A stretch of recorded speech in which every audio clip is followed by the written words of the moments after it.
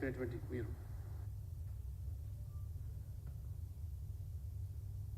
వాళ్ళ ఆ పదవి విరమణ చేసిన వాళ్ళు ఇవాళ ఆరోగ్య సమస్యలతోని ఇంట్లో ఆడపిల్లల పెళ్లిల సమస్యతోని ఆర్థిక భారాలతో కుంగిపోతూ ఉంటే వాళ్ళు కట్టిన డబ్బులు ప్రభుత్వం ఇచ్చే డబ్బులు పక్కన పెట్టండి, వాళ్ళు ఆదా చేసి కట్టిన డబ్బులు జీపీఎఫ్, గ్రాట్యుటీ, కమిటేషను, ఈ బిల్లులన్నీ కూడా చెల్లించకుండా చెప్పులు అరిగిపోయేలాగా తిరుగుతున్నా దిక్కులేదు. పెన్షన్లు లేవు, రిటైర్మెంట్ బెనిఫిట్స్ లేవు. అంటే కాంగ్రెస్ అంటేనే ఇవాళ కమిషన్లు, అందులో కూడా ఎవరైనా కమిషన్ ఇస్తే అందులో కొంత వాటా చెల్లిస్తున్నారు. అంటే రాష్ట్రంలో ఉద్యోగుల యొక్క ఆర్థిక హక్కులు, ప్రయోజనాలు పొందాలంటే కోర్టులు ఎక్కే పరిస్థితి వస్తుంది. అనేక మంది పదవి విరమణ చేసినటువంటి ఉద్యోగులు కోర్టుల చుట్టూ తిరుగుతూ ఉన్నారు. చివరికి రేవంత్ రెడ్డి గారు ఏమన్నారు, మా పార్టీ అధికారులు వస్తే తక్షణమే రిటైర్ అయినటువంటి ఎంప్లాయీస్కి అందరికీ కూడా మరి వాళ్ళ డబ్బులు చెల్లిస్తామని చెప్పి ఇవాళ ఆ ఉద్యోగులు గోసపుచ్చుకుంటున్నారు. ఇవాళ రేవంత్ రెడ్డి గారు హైకోర్టు నోటీసులు ఇచ్చినా, మొట్టికాయలు వేసినా మరి దున్నపోతు మీద వర్షం పడ్డట్టుగా ఈ ప్రభుత్వం వివరిస్తున్నది. మాట్లాడితే ఆర్థిక పరిస్థితి వెసులుబాటు లేదని. అంటే మీకు ఒక స్పష్టమైన ప్రణాళిక లేదు, ముందు చూపు లేదు. అంటే ఈ ప్రభుత్వ ఉద్యోగుల జీవితాలతో చిలగాటమాడము, ఈ రకంగా విద్యార్థులకు వేల కోట్ల రూపాయల ఫీ రీయింబర్స్మెంట్, ఇవాళ కాలేజీలు మూతపడుతూ ఉన్నాయి. ప్రభుత్వం దాదాపు 5,000 కోట్లు బకాయిలు చెల్లించకపోవడం వల్ల కాలేజీలు నడపలేని పరిస్థితి, విద్యార్థులు పరీక్షలు రాయలేని దుస్థితి. ఎన్ని వాగ్దానాలు చేశారు. నేను ఎందుకని అంటున్నా, ఇవాళ చదువుకున్నటువంటి వాళ్ళ గ్రాడ్యుయేట్స్, అన్ఎంప్లాయీస్, పదవి విరమణ పొందినటువంటి ఉద్యోగులు, ఇవాళ టీచర్స్ 317 జీవో పేరు మీద ఏ రకంగా ఆనాడు బీఆర్ఎస్ ప్రభుత్వం కేసీఆర్ భార్యాభర్తలు విడదీసే రీతిలో ఆ జీవో తీసుకొస్తే కొట్లాడి నిలబడ్డది ఆనాడు భారతీయ జనతా పార్టీ టీచర్ల హక్కుల కోసం. అందుకనే వచ్చే ఎన్నికలు ఏదైతే గ్రాడ్యుయేట్ టీచర్స్ ఎన్నికలు ఉన్నాయో మీరందరూ కూడా స్పందించాలి.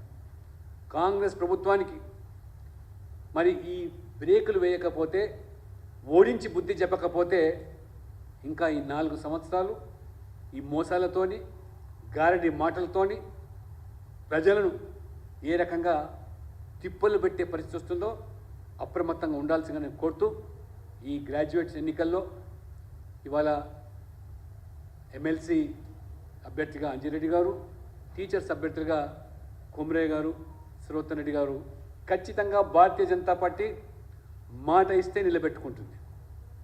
మీరక మోసపూరిత ప్రకటనలు గ్యారెంటీ ఇవ్వదు. మోదీ గారు చెప్పిందంటే చేసి తీరుతాం. అది అసాధ్యం అనుకున్నాన్ని సాధ్యం చేసేటువంటి చరిత్ర భారతీయ జనతా పార్టీ. కాబట్టి తెలంగాణ కూడా ఈ యొక్క మీ హక్కుల కోసం, ఏవైతే మీ యొక్క మరి రిటైర్మెంట్ బెనిఫిట్స్ కానివ్వండి, అన్ఎంప్లాయిడ్ యూత్ కానివ్వండి, ఫీ రీయింబర్స్మెంట్ విషయంలో కానివ్వండి, లేదా టీచర్లకు సంబంధించిన విషయంలో కానీ పూర్తిగా భారతీయ జనతా పార్టీ మీ గొంతుగా నిలబడి ఈ రేవంత్ రెడ్డి ప్రభుత్వాన్ని కళ్ళెం వేయడానికి వచ్చే ఎన్నికలు కూడా తీర్పునిచ్చి ఆ రకంగా కర్ణాటకలో, హిమాచల్ ప్రదేశ్ యొక్క వేదలను గాథలను గ్రహించి మహారాష్ట్ర, హర్యానా తీర్పు ఎట్లా ప్రజలు ఇచ్చారో రాబో రోజుల్లో కూడా ఈ సంవత్సర కాలంలో ఈ జరిగే ఎన్నికల్లో ఈ ప్రభుత్వాన్ని కళ్ళెం వేయకపోతే ఇష్టానుసారంగా వాళ్ళ ఎమ్మెల్యేలు, మంత్రులు, ముఖ్యమంత్రి గారు ఈ తప్పించుకునేటువంటి పరిస్థితి నుంచి మీరు గట్టెక్కాలంటే కూడా వచ్చే ఎన్నికల్లో కూడా బీజేపీని గెలిపించాల్సిగా ఈ సందర్భం కోరుతాను.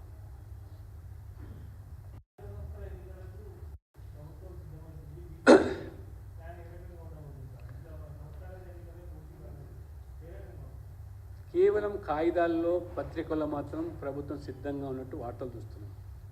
నువ్వు ఇచ్చిన మాట, నీ గ్యారెంటీల్లో కామారెడ్డి డిక్లరేషన్ 42% రిజర్వేషన్లు బీసీలకు ప్రకటించి ఎన్నికలకు పోండి. అది పంచాయతీకల ఎన్నికలైనా, స్థానిక ఎన్నికలైనా ఆ 42% ఎట్లా అమలు చేస్తాం ముందు బహిర్గతం చేసి ఎన్నికలు పోండి. బీజేపీ అన్నిటికీ మేము సంసిద్ధంగా ఉన్నాం. సంస్థాగతంగా పార్టీ వాళ్ళ గ్రామ స్థాయి నుంచి వీలినుకుంది. నిన్న నేను చివరి నుంచి జైరాబాద్ పోతే ప్రజలు పల్లెల్లో యువత బ్రహ్మటం పడుతూ ఉన్నారు. 2 పార్టీలను చూసాం మేము. బీజేపీ వైపు మేము ఆశతో ఎదురు చూస్తున్నామని, ఆ సమయం కోసం చూస్తున్నామన్నారు. కాంగ్రెస్ ముంచి ఏదో బీఆర్ఎస్ చేసిన మోసాలకు కాంగ్రెస్ ఏదో మాకు అనుకూలంగా ఉంటుందని చెప్తే 2 కాబట్టి 2 పార్టీలను చూసాం. కాబట్టి మార్పు బీజేపీ మాత్రమే అని చెప్పి ఒక విశ్వాసంతో ప్రజలు ఉన్నారు. అది స్థానిక సంస్థల ఎన్నికలైనా ఉప ఎన్నికలైనా ఏదైనా ప్రజలు చాలా స్పష్టంగా బీజేపీతో కలిసి రావడానికి సిద్ధంగా.